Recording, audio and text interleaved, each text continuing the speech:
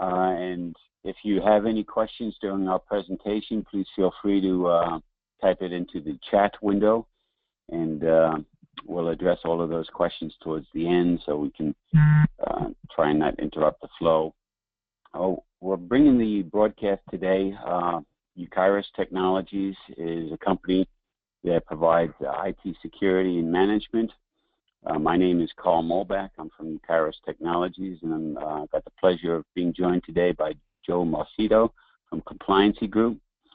And there are many assets to becoming compliant.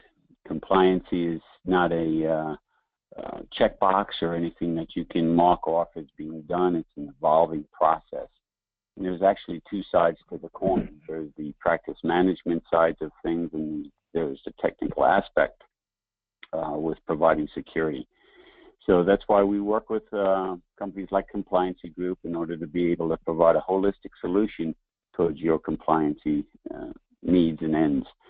So with that, I'm going to introduce Joe Marcito, and he can begin the process in the presentation. Welcome, Joe. Hey, thanks, Carl. I appreciate it. Good afternoon, good morning, everybody, from wherever you are joining us today. Thanks again for taking some time on this call. Again, I'm Joe Marcito, Channel Partner Manager here at Compliancy Group. So a little bit about some housekeeping items. Again, you can ask some questions. Feel free to chat them in the box. And what we're going to be talking about today, obviously, is how to pass a HIPAA audit, right? The idea is HIPAA has a lot of misunderstandings out in the market. You know, we see folks across the country, they're doing bits and pieces of compliance correctly, but not doing the full HIPAA compliance. Maybe not because they didn't want to do it correctly. Maybe you are in that boat as well. Maybe you just didn't have that great of information. So I'm going to take a few minutes to explain the areas that we see some of these misunderstandings and how Eucharis and Compliancy Group really could help you with that. Also, I'll talk about why we are in a position to even be explaining to you what you should or should not be doing in regards to HIPAA. I'll also talk about how enforcement trends are way up and why you and your business associates, so those vendors that you do business with, should be concerned. Lastly, I'll explain how our system works and how we truly help you with every single aspect of HIPAA. We are very good at it. Often you'll hear people say our tagline is "We simplify compliance so you can focus on your business." Often people refer to us as QuickBooks, but for compliance. So just to give you guys a little background and sense of who we are, just to put that at ease, is we're a Compliancy Group. We started in 2005. We were large-scale HIPAA auditors. Basically, what that means, if you take let's say Los Angeles County in California, we did all 9 of their hospitals, all 1,200 clinics in the county. We did countless engagements throughout the country. We currently manage over 14,000 national locations. We very quickly realized when we were in the market and we were doing these HIPAA engagements that clients and people we were engaging with, they didn't have a tool or mechanism to really manage their own compliance program. So we developed a web-based tool. It was a tool that we originally used internally for our own organization, but now that's the only thing that we sell is the Guard. It's a web-based solution designed for all employees of an organization to use. Truly helps you achieve, illustrate, and maintain full HIPAA compliance. And I'll talk about why maintaining HIPAA compliance is very important. A lot of people say that HIPAA compliance, that's the thing I've done 3 years ago, when in fact there's a certain amount of things you have to do each year to remain HIPAA compliant. So besides the many organizations we work with, we are considered industry experts in the subject matter of compliance. 2 things we're very proud of is no client of ours has ever failed an OCR or CMS audit. So OCR is part of Health and Human Services, the Office of Civil Rights. They enforce HIPAA. We've been in over 250 audits with people who actually use the Guard as a solution. And 1 client has ever failed. So we are very, very proud of that. And we're also very proud of the fact that 100% of our clients would refer us to a friend. I don't think that makes us perfect by any means, but we're very customer-centric, do the right thing, hold your hand. We provide a little twist, a little coaching aspect, if you will. Besides just giving you a piece of software to use, you actually get leadership in this software and able to develop a relationship with somebody who really understands HIPAA. Okay, well, not to promote our company as much as we want to teach you how to pass a HIPAA audit. And what you guys are doing today, maybe you'll learn a few things here, maybe you'll take back to your office, and the goal in this webinar is really to understand what it is that you really need to be doing. So are you really HIPAA compliant is the question. A lot of people say, yes, I'm HIPAA compliant, I do these things. Often we see that they are missing the full boat. There's a countless amount of things, and I'll show you, there's a few things you have to be doing on an annual basis, which is more than, let's say, a security risk assessment or a risk assessment in general. A lot of people say, hey, I had an expensive security risk assessment performed by my IT company. Does that make me HIPAA compliant?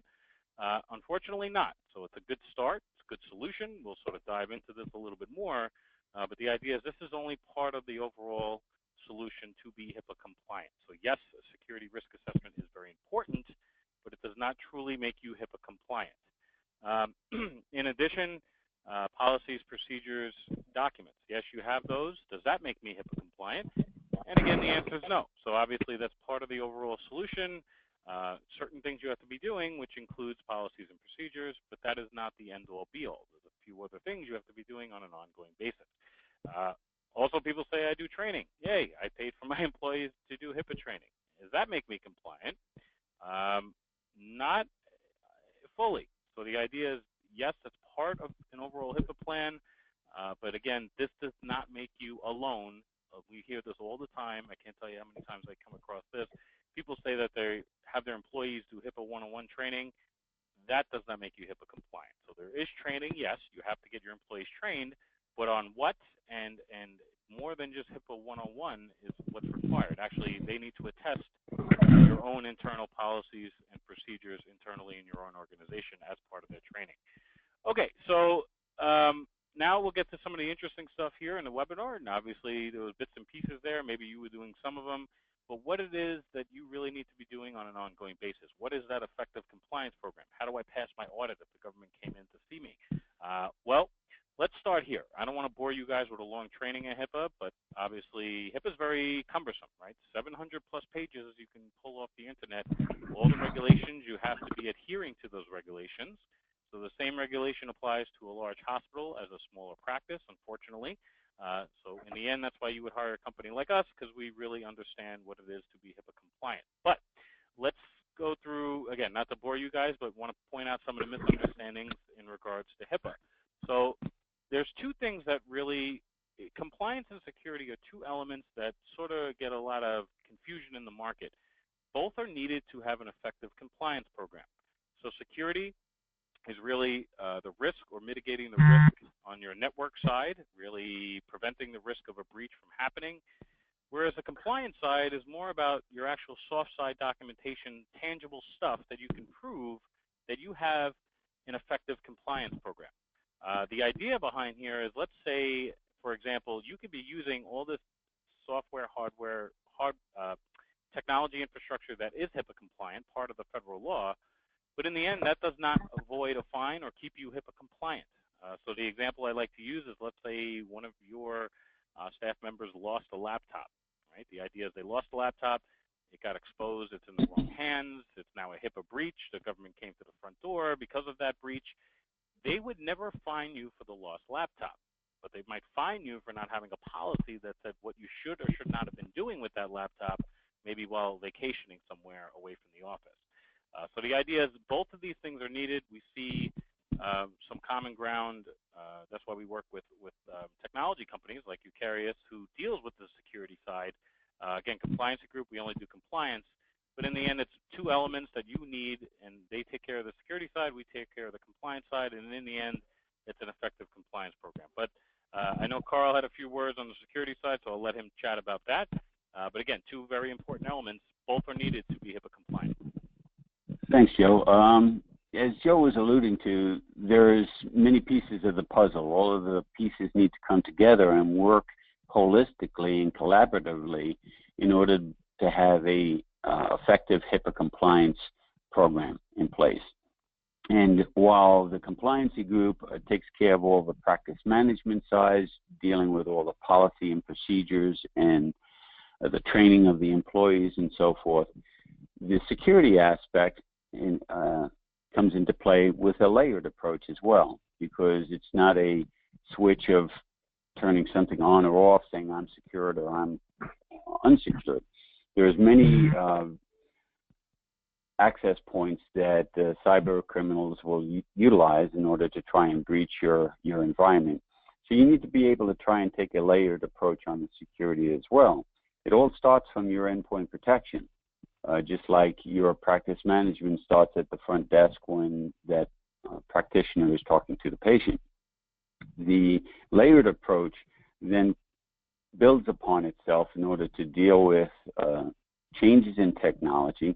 For example, a lot of the endpoint protection services that are out there now that people are pretty familiar with, the Norton, the Kaspersky, the Semantics of the world, unfortunately simply don't work anymore. They're all signature-based. They have to be told what to look for in order to be effective in determining if that particular malware is intruding. There's new technology out there that is just as cost-effective, far better in the approach of providing forensic information necessarily from a security perspective to determine whether or not a breach has actually occurred or not, which is a huge asset in the market and maintaining compliancy. But unfortunately, a lot of people aren't aware of all of those types of things, and that's why companies like myself, Eucharis Technologies, and the Compliancy Group work together in trying to lay down these process controls. And even though you have a plan in place, those policies and procedures need to be executed, at least in a training or trial perspective, so that people will be aware in the case of a crisis that they can respond effectively. And that's why the synergy between these two approaches is so effective. And with that, I'll give it back to Joe. Thank you, Carl.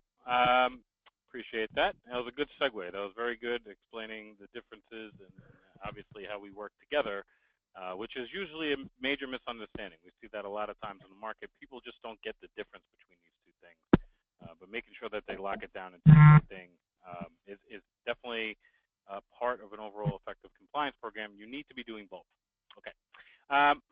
So now that we know that, now that we know security and compliance are two separate things, but both are needed, we take a look even further on a misunderstanding, really centering around, again, security and that security risk assessment. So the idea, when you break down HIPAA, HIPAA is really about 700 plus pages, all these regulations, but the regulations fit under three different categories, very distinct.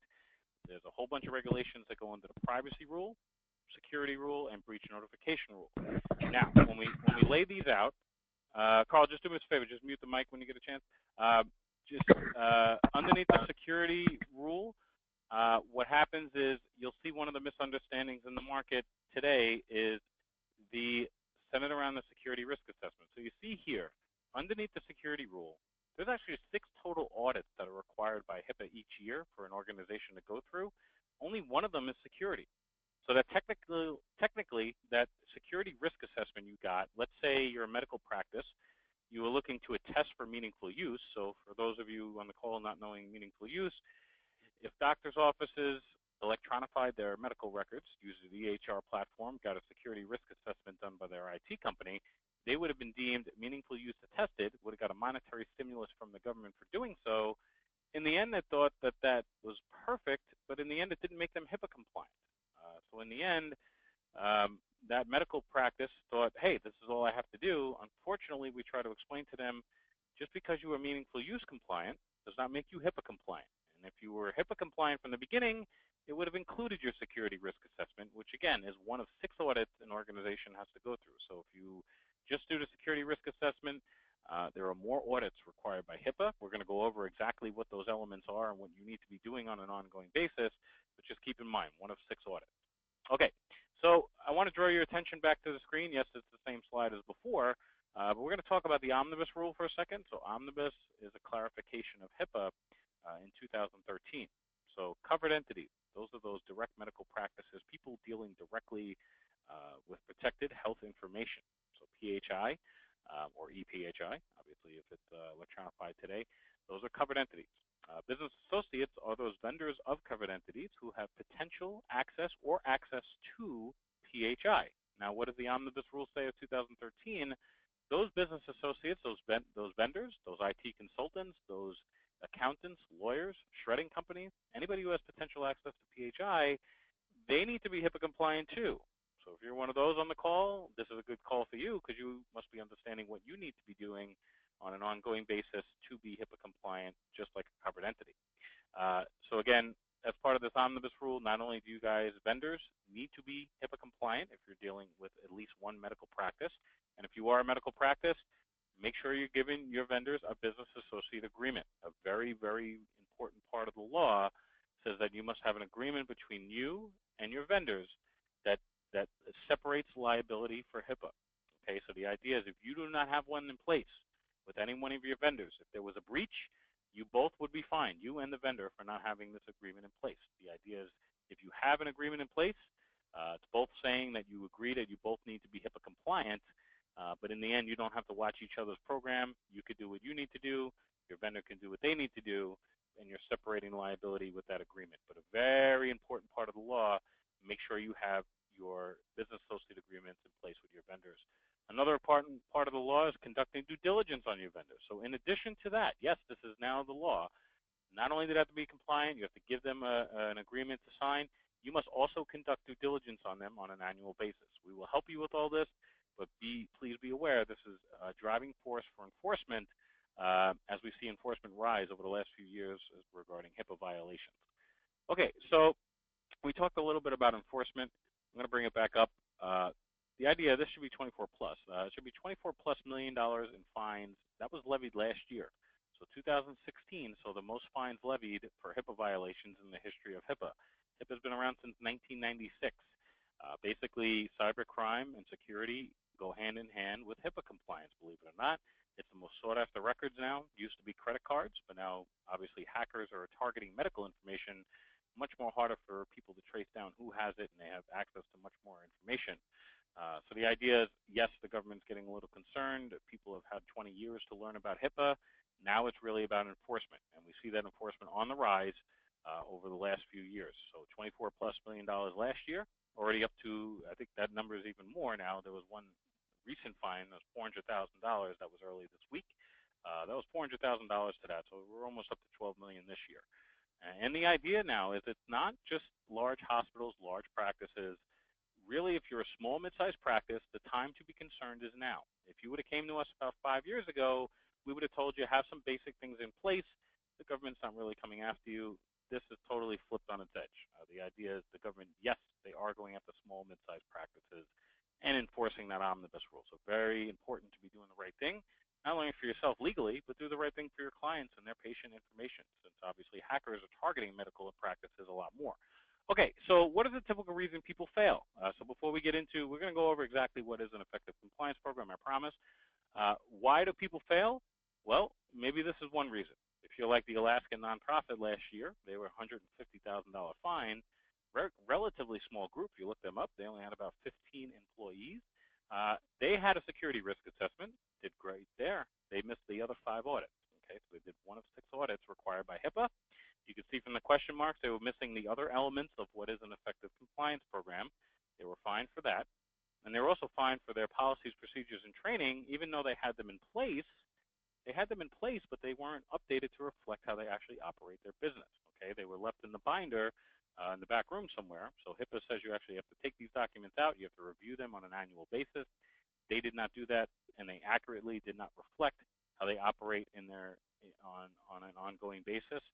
These were policies, procedures that they purchased from a trade organization and didn't update them appropriately to reflect their business. A very, very bad thing in the eyes of the government. So they got fined for that as well. So basically, they had 1 of 6 audits, which is all they had. And this is something very scary out there. The government reports 70% of medical practices are nowhere near compliant. That's coming directly from HHS's website, 70+%, meaning if they just sent the letter out to them, they know that they would come away with a fine because they're not compliant. So there's a lot of misunderstandings out there. Yes, they are going after small, mid-sized practices. You can see the numbers of who's being fined. So the idea is, yes, this is no longer large, okay? Definitely something to be concerned about, and we're seeing a very much so an uptick in activity in the federal government.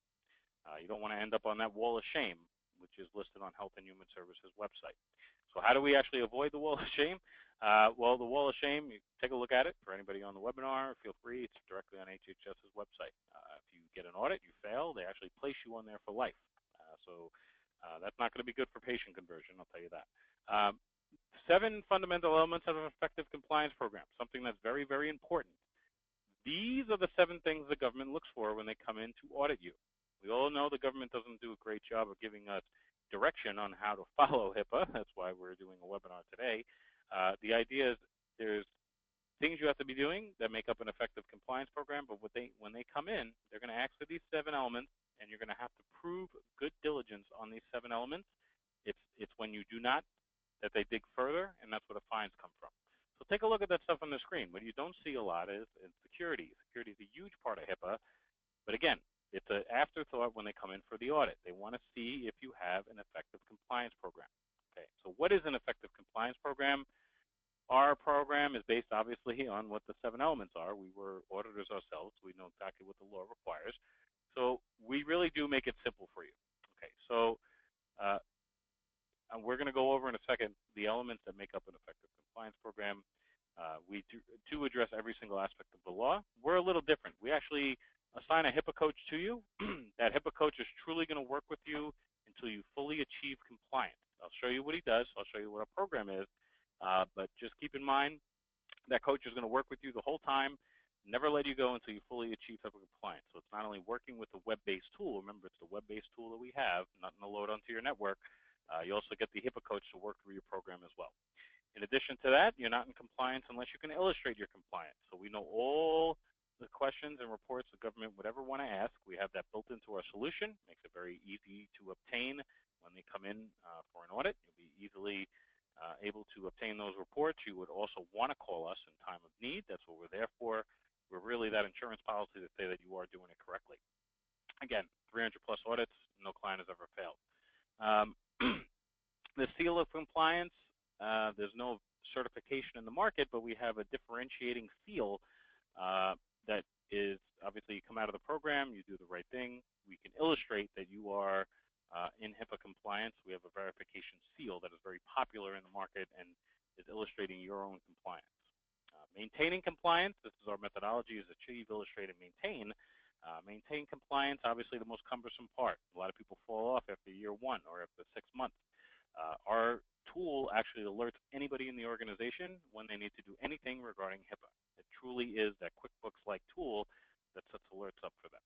Okay, so what is it that what is an effective compliance program? You're probably waiting for that. All right, well, here it is. Again, we address every aspect of the law. So what does the law require? 6 major audits each year. You have to prove diligence that you've gone through these audits to the government each year. They come in for an audit. You want to be able to prove that you've gone through these 6 audits. Very important part of the law. 6 audits. Have to go through them each year. You're going to go through them. The government wants you to identify your gaps each year with the latest round of audits. So each year the law changes a little bit. You're going to have to go back through those audits again, identify what your gaps are, and based on your gaps, build a remediation plan to address those gaps. Now, it's a series of questions for us, those audits are, all done online. Once those audits are answered, obviously you're always working with your HIPAA coach, but the idea is once those questions are answered, the gaps will be identified automatically based on the answers to the questions. We'll build remediation plans to address those gaps. About 15–20% of those gaps will be technology-related things. That's where Eucarius, they would come in. They'd help you fix those gaps on the technology side. About 80% of your gaps are going to be, though, soft side compliant. Policies, procedures, training language for your staff.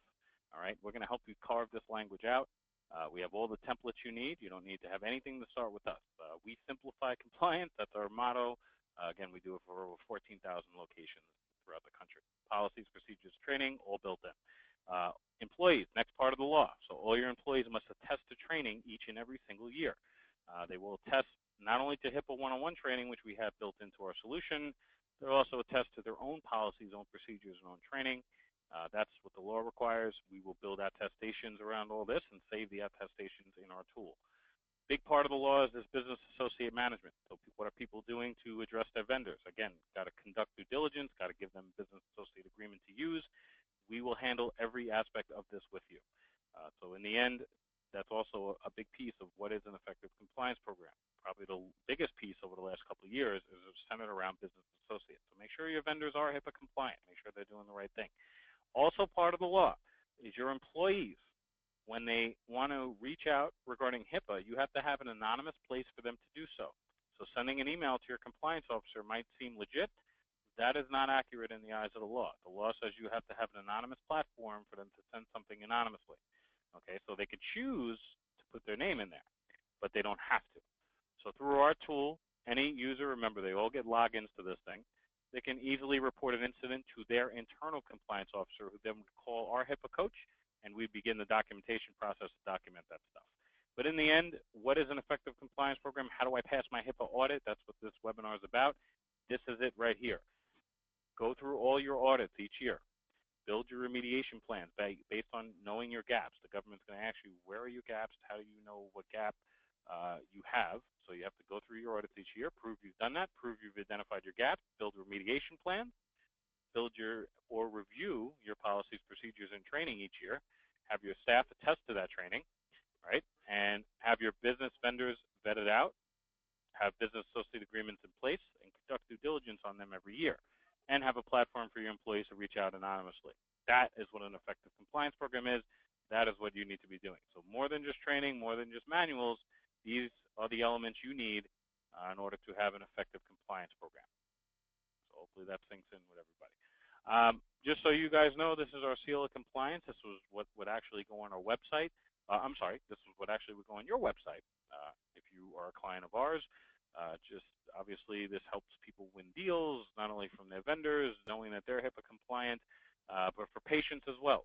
It's a clickable, actionable seal. So it goes on your website, people click it, comes back to us, we provide a report that they are HIPAA compliant to the entity that asks. So patients want to check their records, just make sure they're doing, you know, if they see your practice up there, right, if you have the HIPAA seal of compliance, it just gives them a little bit more peace of mind. Doctors.com actually ranked our seal a 17% increase in patient conversion.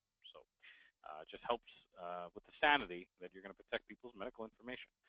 In addition to your coach, you also get a HIPAA hotline as well. So we're here to answer any questions. 7 a.m. to 7 p.m. Again, 7 p.m. We are bi-coastal. We have an office in Los Angeles and New York. You'll get a live body on the phone. But in the end, we're a total solution. We're here to address every single aspect of HIPAA. We guide you through everything. We're consultants. We're insurance. Really everything all in one. So I wanted to thank you guys for the time, and I'll pass it back off to Carl, who finished the webinar for us. Hey, Joe, can you go back 2 slides? I just wanted to add a point on that whole, that one right there.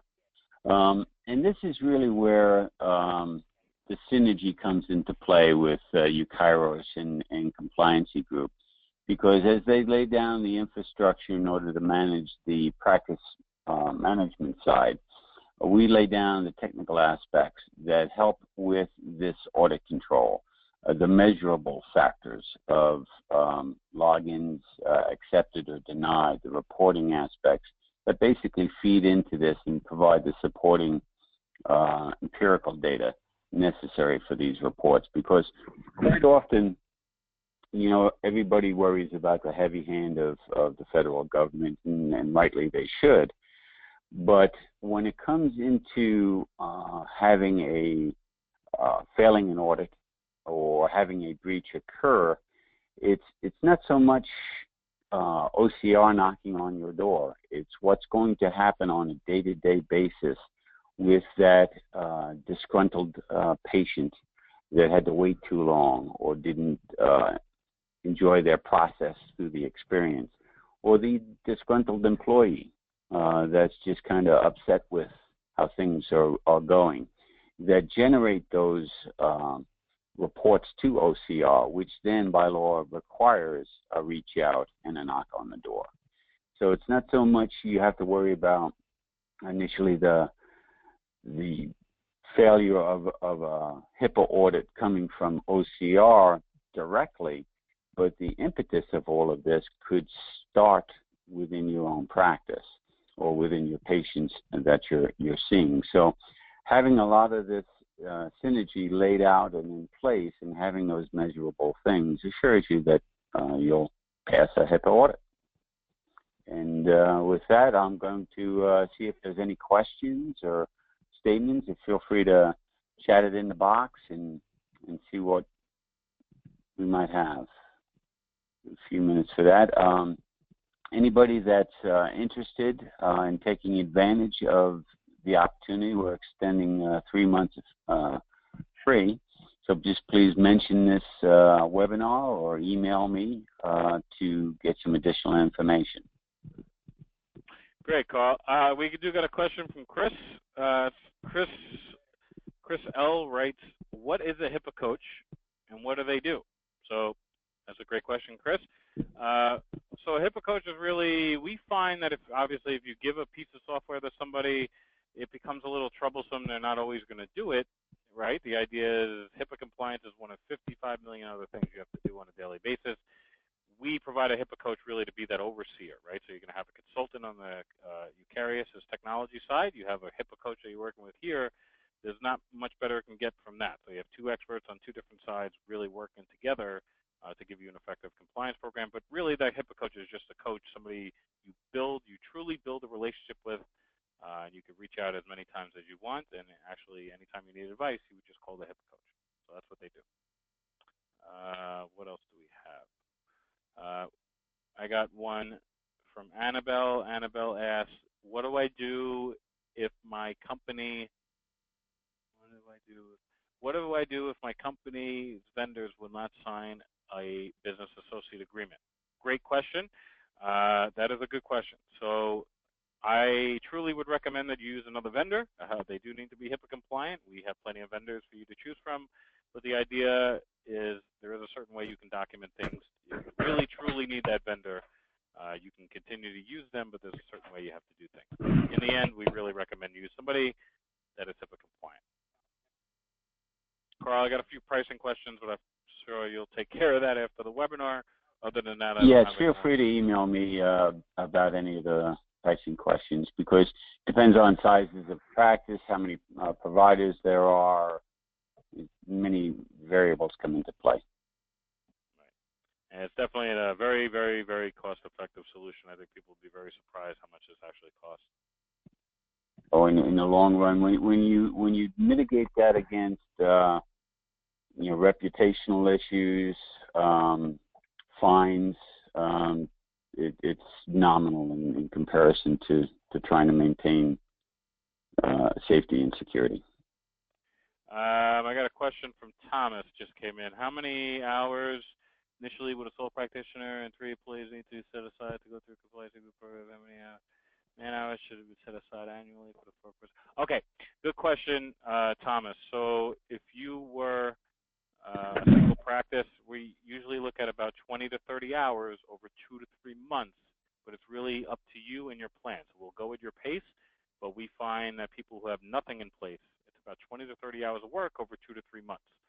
We can go faster, or slower depending on you, and it also depends what you have in place already. Maybe you have some good networking already in place, or maybe you're doing some policies today that might cut out a few hours, but overall 20 to 30 hours for your compliance officer.